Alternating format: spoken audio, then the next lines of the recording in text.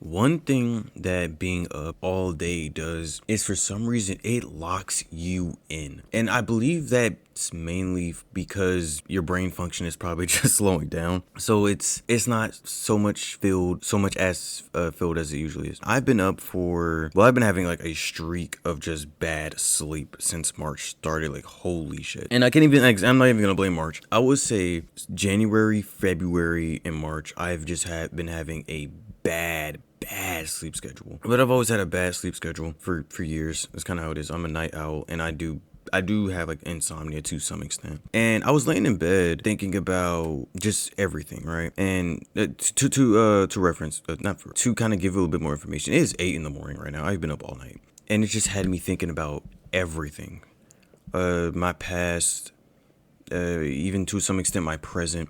And I was thinking about like, okay, maybe I should just have like a conversation about it, or just venting, I guess, in a way. And I said that this channel is basically just yapponomics at this point. It's just me talking about whatever comes to my mind. And I have like a notepad of a lot of video ideas that are kind of floating in my head. I'm not gonna really say any of them because there's a decent chance, because for some reason I've had a tendency to make a video or reference a future video and then just delete it. So I'm not gonna make any promises, but I wanted to talk mainly about a bit about myself, I guess, in a way. Consider this video my second or third more intimate video in a way. And in this context, I am referencing a video that's supposed to be made in a certain event eventually. But I don't know. This one more than likely will come out earlier because I don't see why it won't. Because I tend to work on the videos out of order. Regardless, the purpose of this video is kind of to, in a way, talk about myself and kind of like to just let it all out. Because I've said before, and I'm not sure contextually if this makes sense, that I am very. I use the term tightly wound, but that's not exactly the best term. I'm very hard to get to know. I am not one to talk about my past, how I feel about certain things. I tend to keep things very surface level, and I don't think that's necessarily a bad thing. But I do believe that it makes it really hard to get to know me as a person, and that's the main thing that I wanted to talk about in that way. So I split this into three parts: generally my childhood, my teenage years, and my kind of, I guess, my sort of adult years. Even though I'm not really that deep into being an adult, I'm not even like past 25, dude. But yeah, obviously talking about my childhood is a simple thing. I don't think I've talked about it too much. I've kind of alluded to certain things, but I don't. I guess not the word alluded. I kind of implied certain things, but I don't necessarily talk too much about it. I did talk about like in one video that I was agnostic or an atheist. When I was a child, I was an atheist. I spent time living with my great grandmother, and she was Christian, but we didn't really go to church. Well, we had somewhat of like a local kind of thing.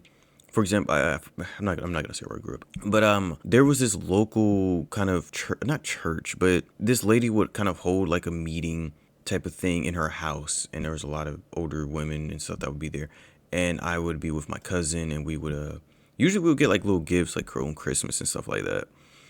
But when I moved in with my mom, or moved with my mom because my mom was in the military, we we my mom wasn't very religious. I'm not sure, even now I don't really know if my mom is religious. I don't really ask her about that. If she is or isn't, I don't know. But she didn't raise us as in me and my siblings, as religious. So I kind of had the ability to learn. I don't want to say ability. That's not the right word. I was, I guess, fortunate in a way to be able to learn about religions on my own, and that led me to being agnostic more so than anything. But as a kid, I was extremely atheistic because I was learning about a lot of things. I was learning about racism and slavery and the Holocaust and things like that. And I'm like, how could a all-loving God allow certain like things like this to happen? That was my conclusion. I was like, the God doesn't make sense to me. It's like, 'cause where was God when this happened, or when that happened, or blah blah blah blah blah. So, and like I said, I had two siblings growing up. I had my older brother and a younger sister. I was a middle kid. Middle kid syndrome, by the way. That is real. Middle kid syndrome is a real thing, and I dealt with it. Me and my siblings, we all have like different dads. And my siblings, they have their dad in their lives in some way or another. And I was one who didn't. My biological dad, I never knew the guy.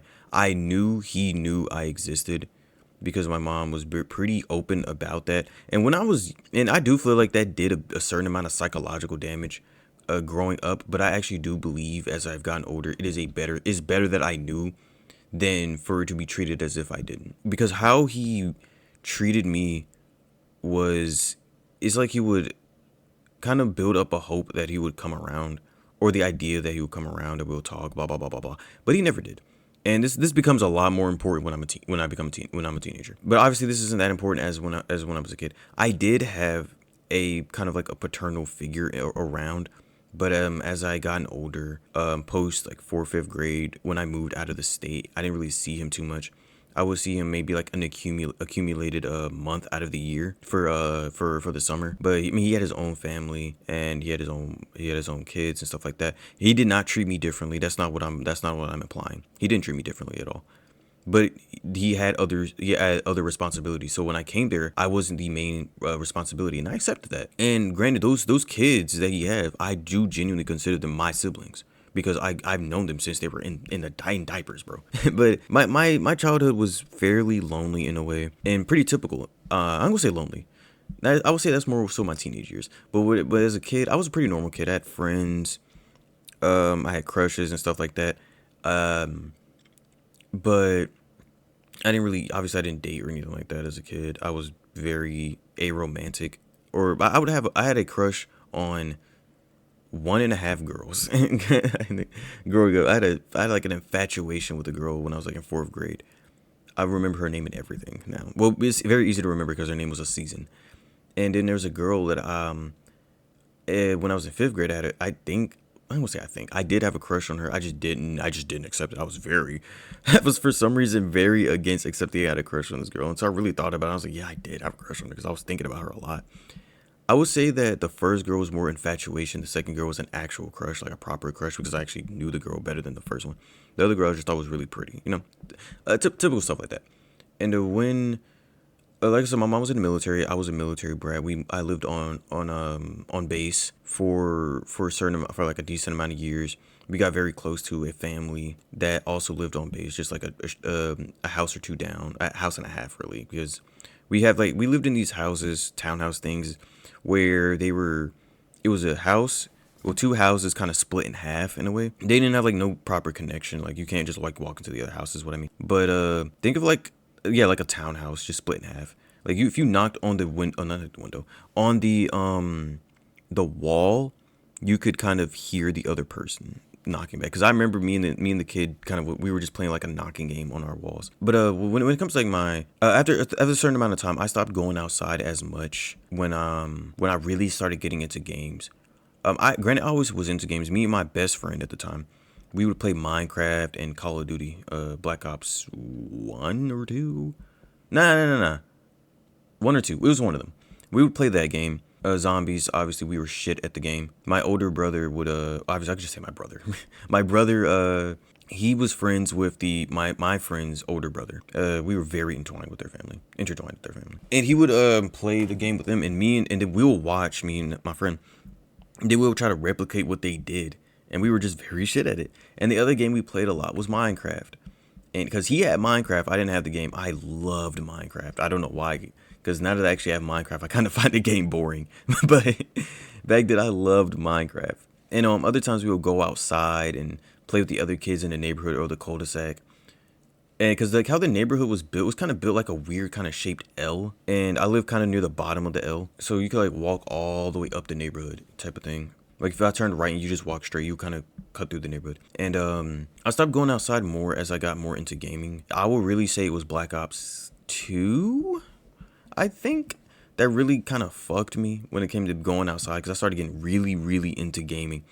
And my friend he'd be like, hey, you want to come outside and play with us? I'm like, nah, not today. I kind of fucked myself with that situation, but it is what it is, man. That's how gaming is. But eventually we moved off post and we started living like just like right outside the base. And I started hanging out with that friend less and less because I think the drive was like a 20-30 minute drive. I don't think it was that long because I was still, when I took the bus, we would kind of pass next to the base. But yeah, because my mom was very busy and she was very, very, very busy dealing with my siblings or dealing with work and stuff like that. And she didn't really have too much time for me, I would say. Granted, I was a very easy kid to deal with her words, and I required less supervision, which in the moment when you're younger, you got like you feel free. It feels great to have like no supervision. But as you get older, you realize like that is kind of detrimental in a way because I was never really pushed to do things and have things that kind of helped me change perspective or actually grow towards being anything. So like as a kid, I had a very black and white view of things, and that didn't change for a long time until I kind of forced that way of changing. For example, I tend to speak in like definitives in a way or definites. I would say always or never. I do that even now. But when I say never or never really, I mean not often. And when if I say always, I mean more so. This is more often of a case, more so than always, as if it's always been going that way, or never, as in it's never been different or some type of thing.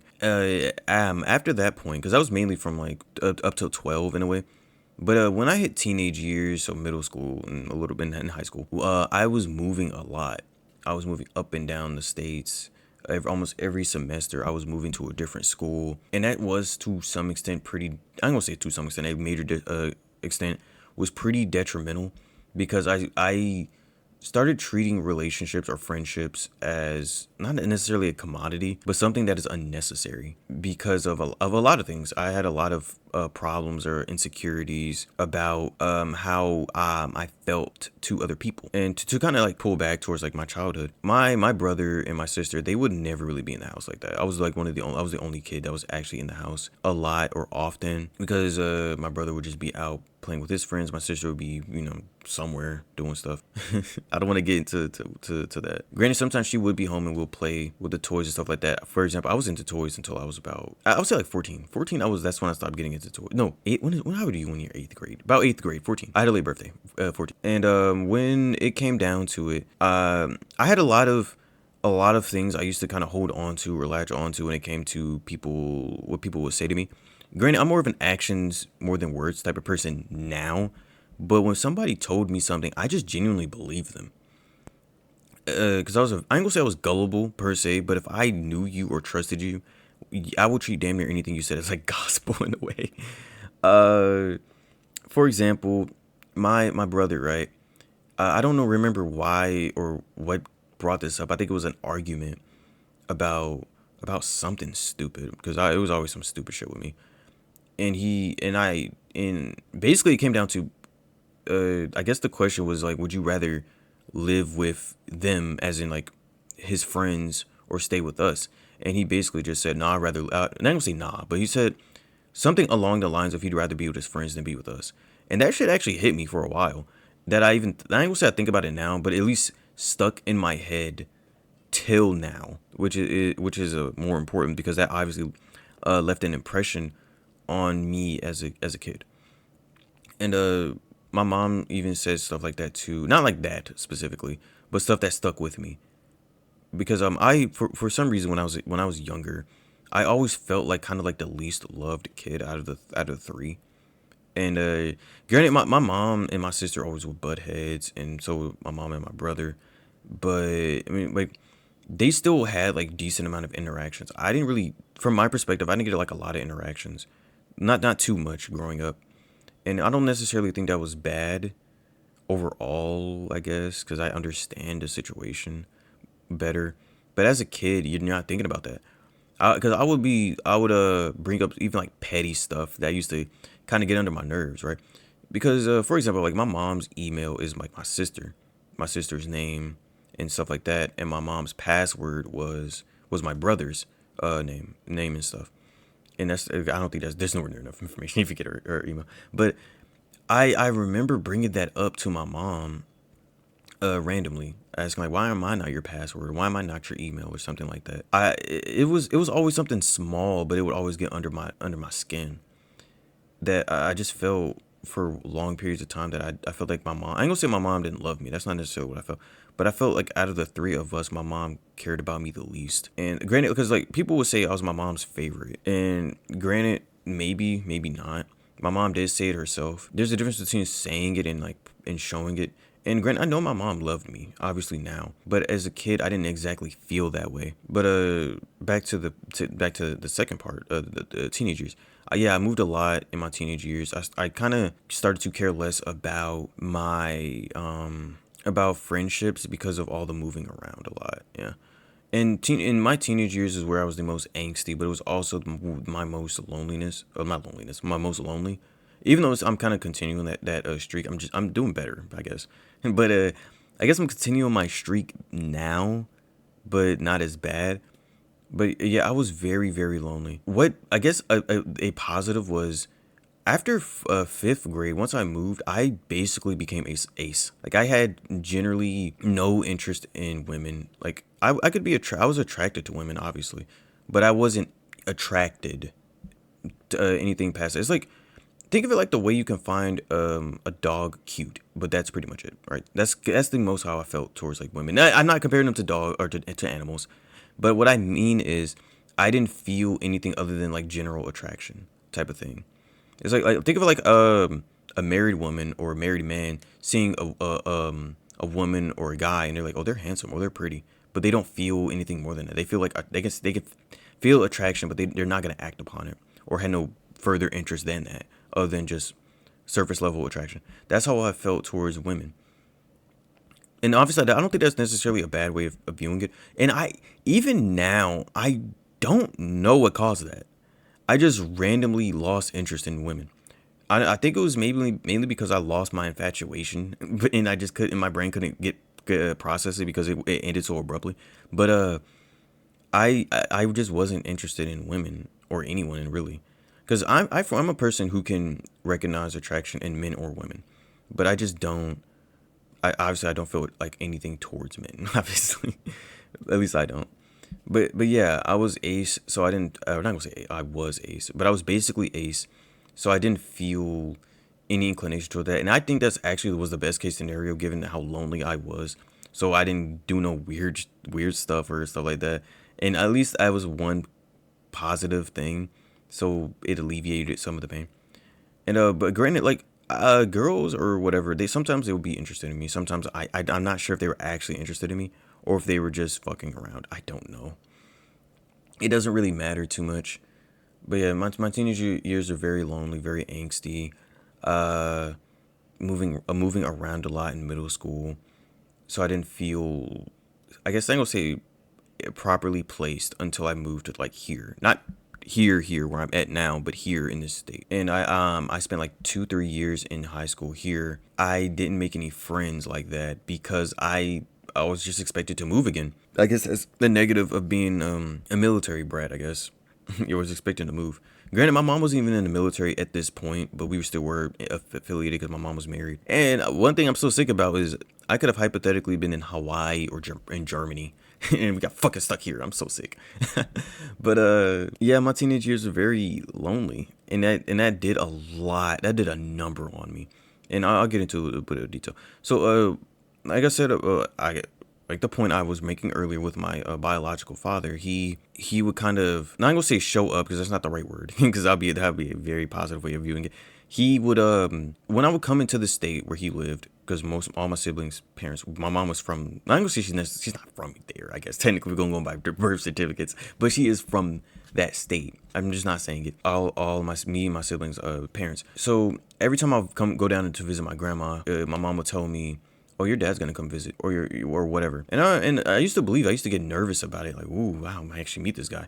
And my brain tends to play tricks on me. It'll give me scenarios and try to and make me have to work through them, or I'll be stuck thinking about it all day. So that's what my brain did, and then nothing would happen. And that did happen damn near every time I came down came down there. When I was 14, 15, I'm not too sure about the specifics. I'm not gonna pretend to know the specifics. He called me out of nowhere. And we had a very basic conversation. Think of it like having a conversation with a distant cousin or distant uncle that you only see like every 4 or 5 Thanksgivings. That's what it was. Like, oh, well, how old are you? What grade are you in? What do you like to do? What are you doing right now? That's basically what it was. Later, like I think a month or so, or a couple years later, my mom told me that he felt that I wasn't interested in the conversation. I'm like, bro, bro? What'd you expect me to act like? Like, I don't know you, dude. You're just a random person to me. And I guess I guess what also made it worse was I tend to have a very monotone way of speaking. I pitch my voice up. This is not how I naturally sound. When I was 14, 15, my voice was a lot closer to this. It was very pitched down. Yeah. I'm 14. Yeah, I'm 13. No, my voice didn't crack. Not often, at least. So I wasn't super interested in the conversation. When I hit 16 though, it was my birthday and he texted me because my mom asked me if he texted me. And I said no. And she took my phone and then he texted me. My mom texted him from my number, which is the same number by the way that he called me from. So he didn't save my number. So he just asked me what I got, and that was pretty much the last time we ever talked. It was when I was 16. That is crazy. That's over half a decade ago, by the way. But I would say that's almost, yeah, that's over half a decade. That's almost giving away my fucking age. Well, I guess my age is lower than 25. I'll say that. But we didn't speak anymore, and that didn't help my situation because I was already very very lonely and in so much already deep seated self hatred that I used to be so anxious, so not gonna say nervous, but so anxious, and had so much self hatred of towards myself. I was genuinely like pulling my hair out to kind of cope with the stress. And okay, I'll put it like this: my floor was carpeted, right, and I would pull my hair out all the time. So, and I wouldn't vacuum my floors like that. So when people saw my room, they would just see just parts of my hair just on the carpet because my carpet was brown, and my hair is very dark. Well, I'm gonna say very dark, but I have black hair or dark hair, and you could very clearly see my hair kind of clumped, just made like in clumps on the floor, and I was I had so much self hatred at myself that it started stressing me out, and the stress would make me pull my hair out. And nobody, I ain't gonna say people really. I don't think anybody really mentioned it too much. They would just say, "Why are you doing?" Not gonna say why you were doing it. People would just say that's not. It's nasty. I don't remember what specifically my mom and my brother or whatever would say, but they never really asked why specifically I did that. But the more I think about it, I had so much anger at myself that it was stressing me out, and I was so lonely. Had so much self hatred. It was stressed the hell out of me that I just pulled my hair out. I don't do it anymore, not as much. I ain't gonna lie to you. I was doing it earlier when I was just laying in bed. I was just thinking about stuff, and I just started pulling my hair out. It is just a reaction of stress and a lot of other factors. When I start feeling heavily negative to myself, I start pulling my hair out. And another problem that I have more so, this is more so something I've always generally had, exempting my childhood years. I was delusional when I was a child, but teenage and adult years, I have heavy face dysmorphia. Not for my body. I don't know, for some reason I don't tend to imagine much when it comes to my body.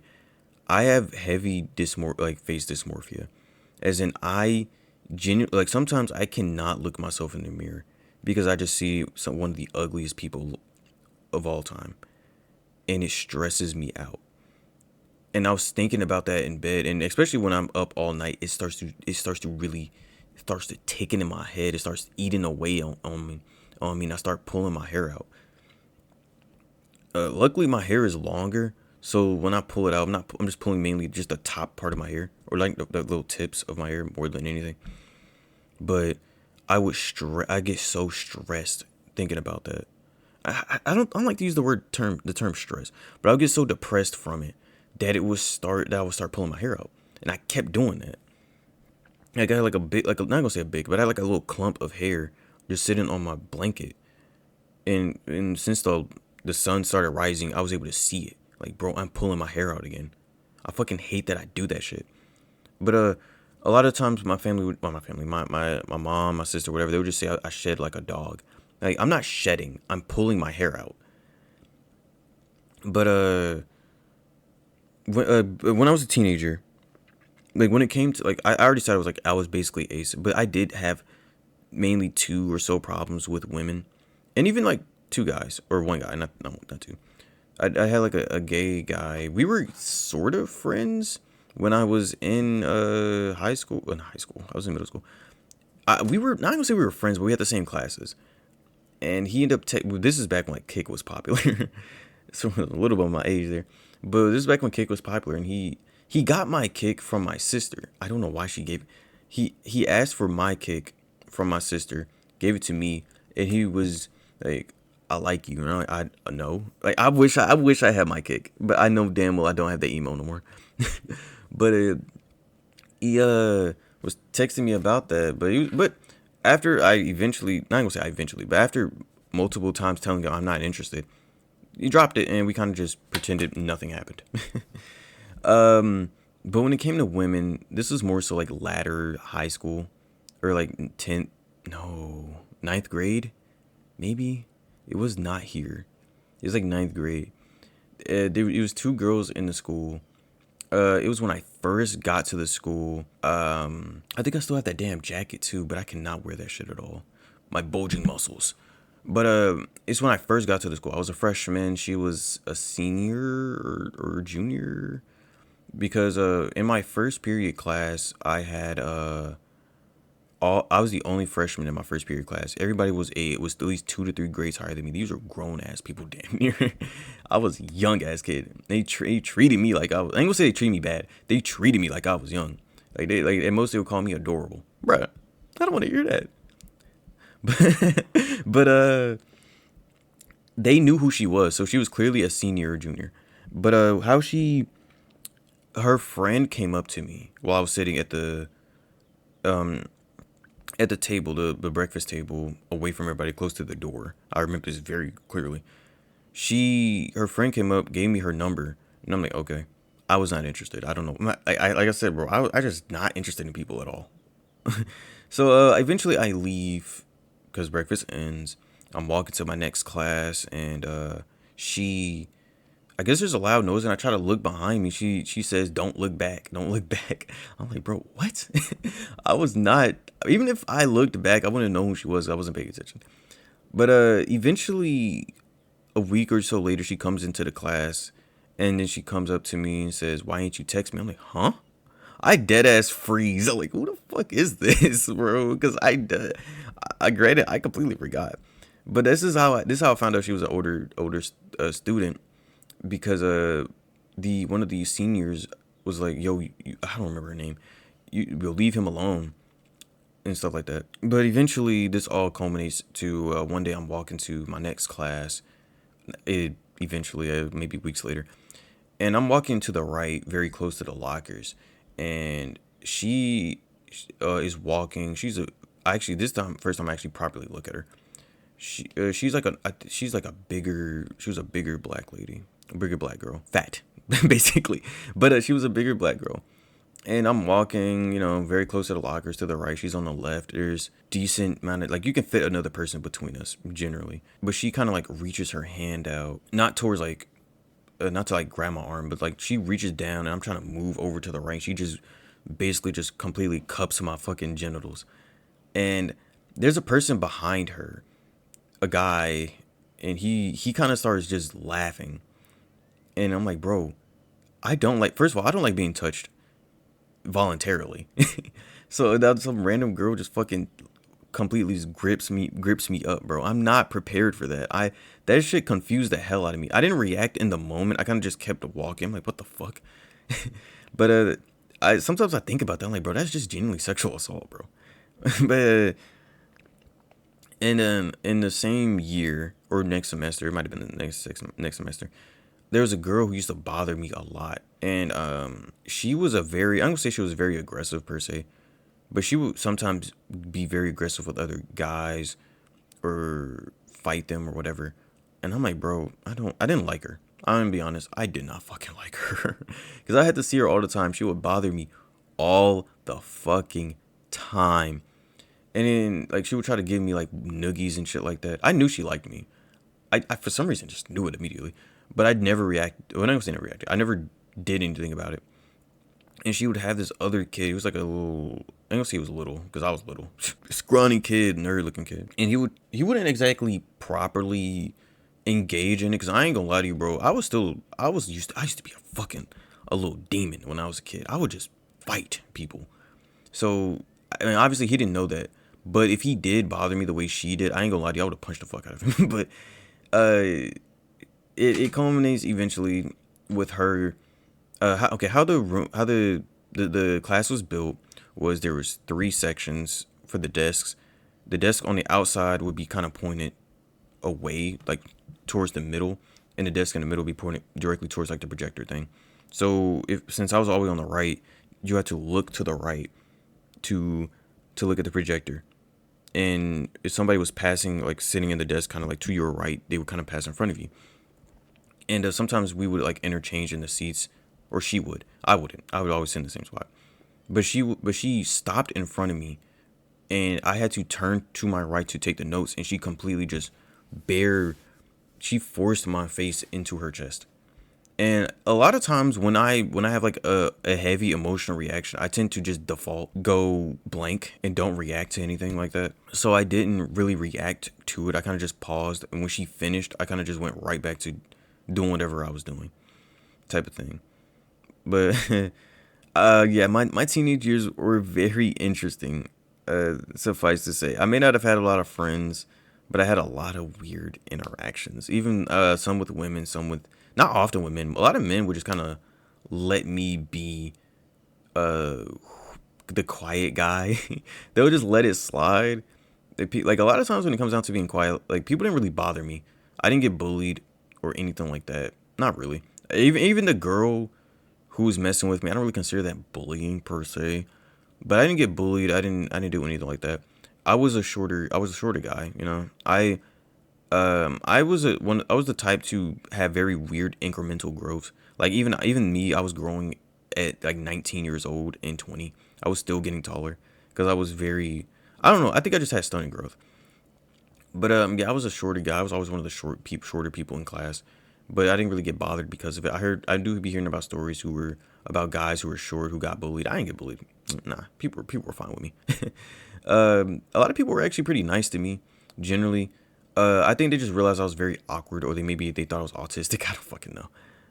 Uh, I mean, I still remember there was the group of girls who I had a class with one of them prior. We had to make cookies, and they kind of like sat around me. A lot of times I'll just pretend to be asleep until I had to genuinely leave. So they kind of like surrounded me one day, and they were kind of like not gonna say poking like physically, but poking metaphorically, and prodding me to kind of talk.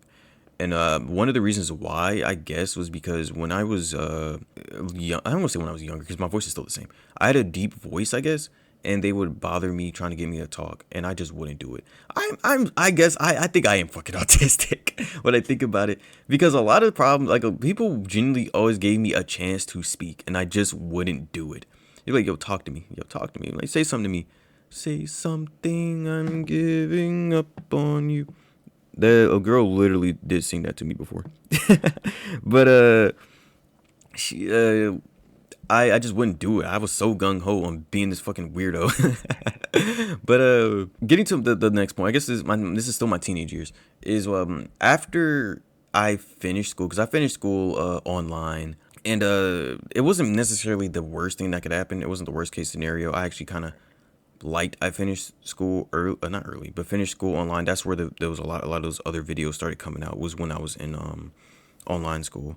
I will say the late night rambling video was I was in online school, and I think the overviews were also when I was in online school, because I would just make them because I genuinely was so fucking bored in the house. I was just started making YouTube videos. But holy shit, this is getting long. I'm like damn near about to be at 40 minutes. But yeah, my teenage years were just filled with a lot of stuff, dude. My adult years, I would say, was a lot simpler. This might be too much TMI, you know.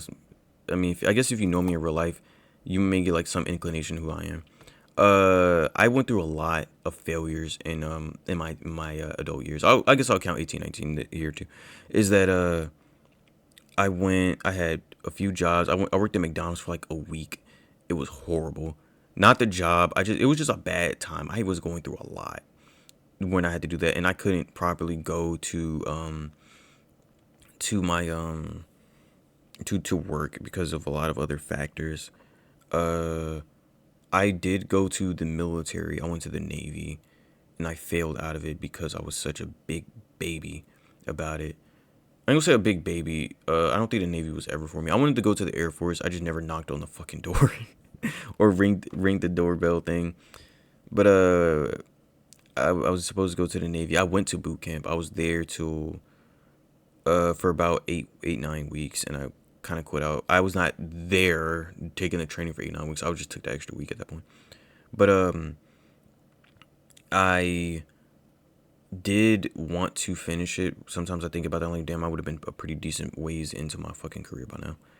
But I accept that fact that it probably was the best for me. And with all the bullshit going on now, I am very happy that I'm not. But I do kind of think about that a lot. Like, I failed out of the Navy pretty early. I was just stuck in separations or SEPs for a while, and that shit was driving me insane. Holy shit. Maybe one day I'll talk about it, because I had like a little journal, and I used to leave notes in my journal. I have to find it. I don't know where I put it. But I was so fucking depressed there because I felt like I had literally nothing to me. I was like, I'm going to be stuck working a dead end job, McDonald's or whatever, for the rest of my life. I felt like I had no other choice but to go to the military. And the fact that I failed out of the military because I was so fucking depressed there. And I was already depressed prior to going there. So that just added on to the problem. And being there didn't exactly help. And I'm stuck in separations for 6 to 7 weeks. 6 7. I was stuck there for 6 to 7 weeks. Having to sit on my ass and realize all the failures, how much of a failure I was every day, from 5 or 6 in the morning to 10 to 11 p.m. at night. I had to think about how much of a fucking failure I was. I thought about that shit every fucking day for months, realizing how much of a fucking failure. And then my mom was so proud of me. And that's the shit that fucked with me the most. My mom was so fucking proud of me that when I was leaving, this is a key memory. When I was leaving to go into the Navy office, because I was supposed to go there to get picked up by the ship thing, not a ship, but like the bus thing to take me to MEPS for the final time. I think it was MEPS, because I got took from MEPS directly to the airport. I got took to MEPS, and my mom was so fucking proud of me. Like, right when I left, we was about to leave, she hugged me and she was actually like tearing up, crying. I was like, bro, my mom is so fucking proud of me. And every night, damn near every night, I was thinking about that. It was just flashing in my mind, my mom being so proud of me and how much of a fucking failure I was, how much I probably disappointed her. And then I had to go home and see her. My mom still accepted me in with open arms, but the fact that happened is so fucking sad to me. But holy shit, I made this so depressing. But obviously I had other jobs. I worked at a Dollar General. I worked at a hotel. And the hotel one, it was, holy fuck. It's very boring because I worked overnight, but there was some crazy shit that happened there. And I will save that for a video. I'll say that actually gives me an idea, because I actually had no interest in talking about the military or whatever. But currently, right now, like I said, I'm not that deep into my 20s. I'm not even 25. I'm barely pushing 25. I've actually kind of been having like a time of self-transformation. Grant, because since I didn't go to college, I didn't have that self-transformation point. I've had my actual self-transformation of just thinking about the things that I actually want to do with my life, and trying not to be held back by my anxiety or my loneliness, or how much I can't look at myself in the mirror some days. I've been trying to do better. I've been trying to be more consistent. I don't know what. I think it is the summer. I think the heat brings creativity for me, because the cold makes me want to stay in the bed all day. But I guess that's not even a bit. That's actually a decent amount about myself. I kind of omitted a lot of detail. I just kind of gave like cliff notes about my life, who I am as a person. It's not necessarily a bad thing to me to talk about a lot of the things that affected a person in their life. I went through a lot of failures and I still think about it. Generally, I still do consider myself a pretty big failure. Like I failed out of the military. And I don't say I necessarily failed out of the military. I kind of consciously withdrawn is better because I was extremely depressed. Granted, I was never in the right mindset to go to to the military at that point. Uh, if at any point I should have went to the military after I got out of school, but I would still have been depressed because when I was going to online school, I didn't have friends. I didn't have friends. I haven't had friends in years, especially by that point, because that's just kind of the person that I am. But that's basically all I wanted to say. That a lot of people are struggling in life, and obviously I'm not the greatest person. I would never say I'm the greatest person to go to. There's a lot more that I wish I could say, and there's a lot more that I want to say. Maybe I will actually go into like greater depths of my life, and because me just even going like basic cliff notes is like 43, 44 minutes. This is what my therapist had to go through of me just hitting like expert yaponomics on them. But if anybody even sees this and they can relate to anything I said, I doubt anybody's gonna watch a fucking 44-minute video when you could just watch like you can watch like 10 short, not even 10, like 100 shorts, 130-second shorts in a span of that. But yeah, that's all I had to say. Have a good day. See ya.